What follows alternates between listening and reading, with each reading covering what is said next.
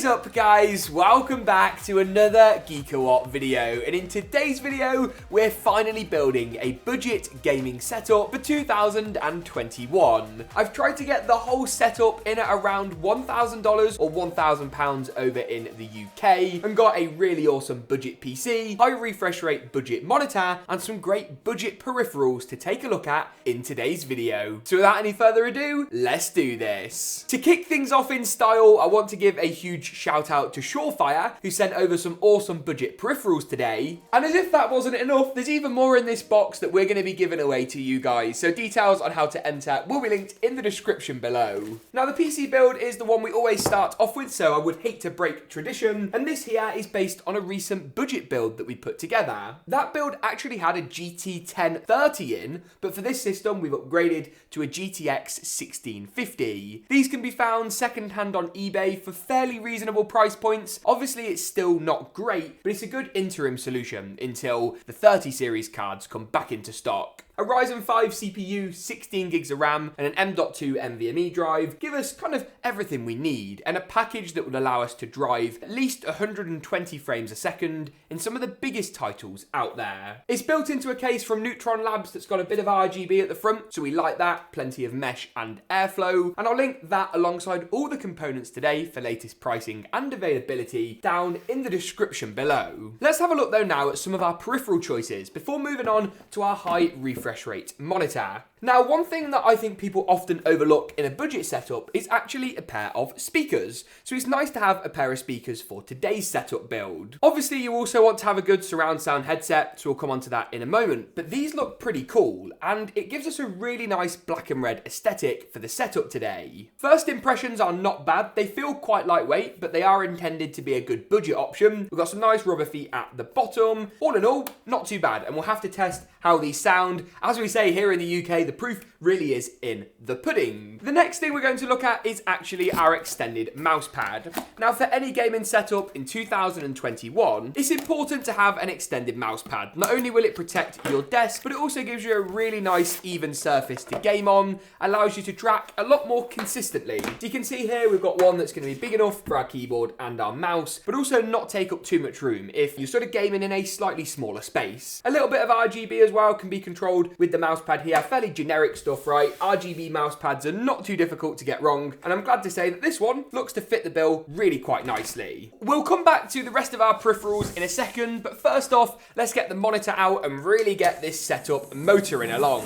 This is the Samsung Odyssey CRG5. It's a 24-inch, 144Hz gaming panel. 144Hz for around $150, £150. You cannot go wrong, and the build quality already looks pretty good. Oh, awesome. I never even realized this monitor is actually curved as well. That's a huge bonus. I actually didn't realize that that was the case. At the rear of the panel, we've got a pair of HDMI ports, a display port, a headphone jack, and then of course our power connector with the signature Samsung Odyssey kind of curved design. The menu button is also a joystick as well, which is the best kind of menu button out there. Props to Samsung for that. It looks like a good panel. Super immersive, a little bit on the small side compared to what you might be used to in a higher end setup, but if you're looking to get off the ground with 144Hz gaming,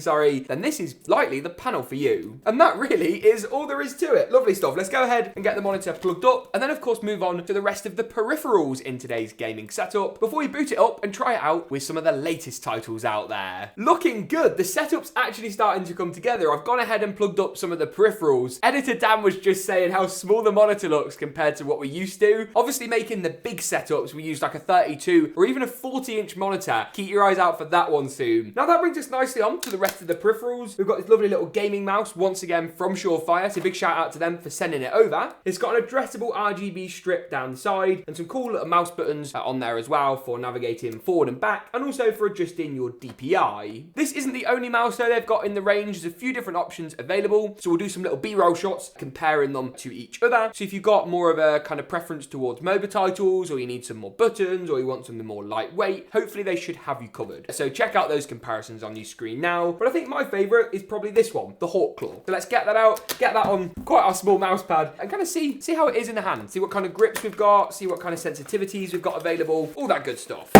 Oopsie daisy. Straight off the bat, this mouse is winning some brownie points from me. It's got this really nice soft touch kind of matte finish that actually feels amazing in the hand. And it's kind of a hybrid between a claw grip and a palm grip. It's a little bit on the bigger side, but obviously not massive. The touch and the finish though does feel really, really nice. And once again, we've got a braided cable, so it's nice to see these higher end features slipping down to the more budget options on the market. We're going to be pairing it up with their KingPin RGB keyboard. It's got some really nice multimedia control keys at the top, like you'd find on some of Corsair's higher end options, but it isn't mechanical, so that's something to bear in mind. Those of you out there who've already got mechanical keyboards probably won't want to switch backwards, but you obviously don't need to upgrade your keyboard. But those of you in the market, it's just something to consider. I love a mechanical keyboard personally. I'm a clicky Cherry MX blue kind of guy. Roll the sound.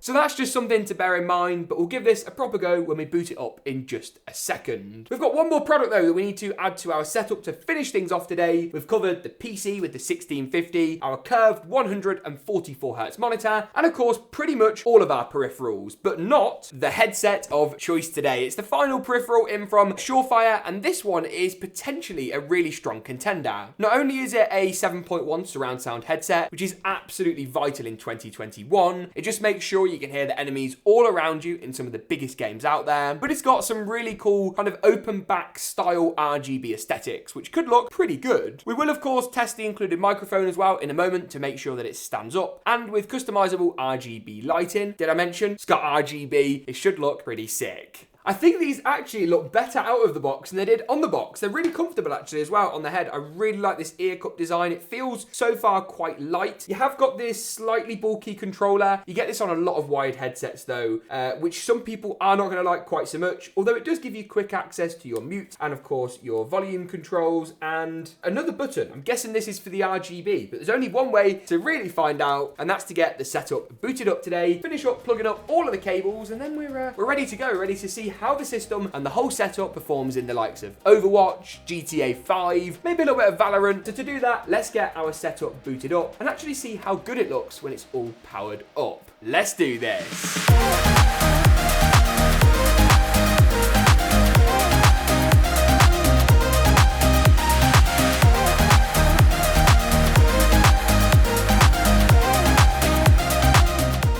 Moving on to the gameplay portion of this video then, and we're jumping into Overwatch to begin with. If we have a look at the settings we are using, we're currently running at 1080p, pretty much high settings across the board, and set to 144 Hz. In the top left corner of the screen as well is a frame rate counter, so you can see just how powerful our good old GTX 1650 really is, and 130 FPS so far in Overwatch. Getting some nice kills on the board then so far. The game looks visually fantastic at 1080p high settings, and you could of course push that frame rate even further if you tune the settings down just a little bit. Oh, get out of here!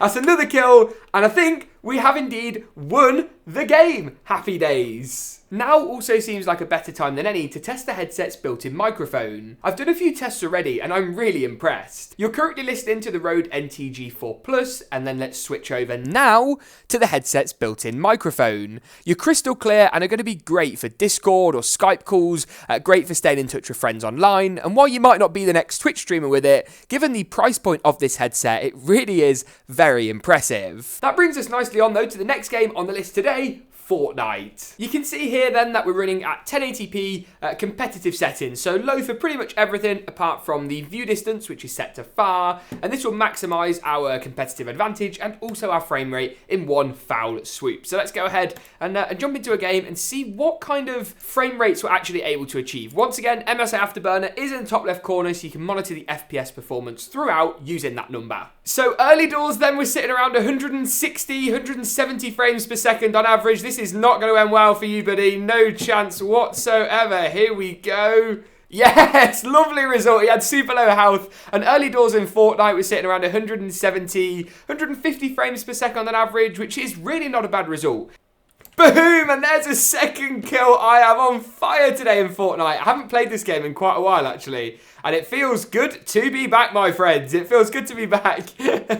Oh, there's another one. I fancy another one. He's over there somewhere. Oh, there he is.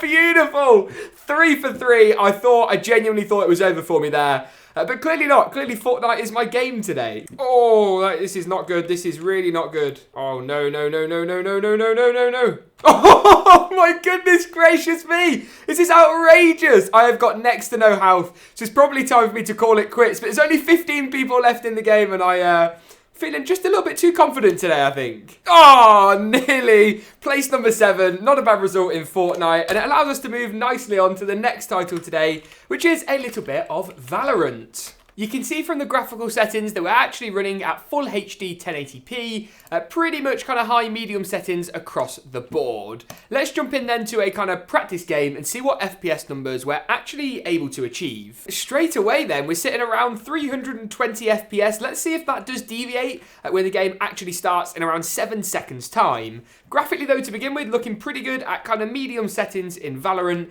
It really is impressive just how powerful a 1650 is with the right peripherals and the right other hardware, such as a good 144Hz monitor and a decent CPU. Oh, nicely done. Spike carrier as well. That's always a bonus. Oh, no, no, no, no. That's a disaster. Oh, I've saved it. I've actually saved it. It was awful for me, but I've actually managed to save it.